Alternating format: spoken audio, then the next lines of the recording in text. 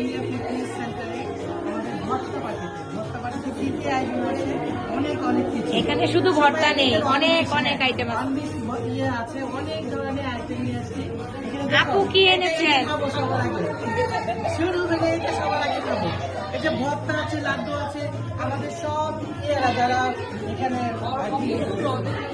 করে সবাই গুণবতী এটাকে কত কিছু করে নিয়ে আসছে।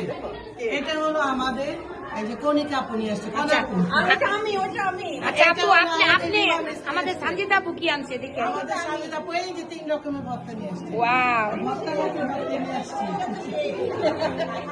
আমি কি এনেছি জানেন? আমি এনেছি খেজুরের গুড়ের পায়েস। এইটা তো খাবোই, খুবই লোভনীয় একটা খাবার, খুব ভালো হয়েছে।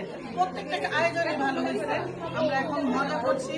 যারা যারা আসেন নাই, বিশাল মিস সবাই করছি। চলে আসেন, এখন আমরা সবাই মজা করতেছি। আল্লাহ হাফেজ।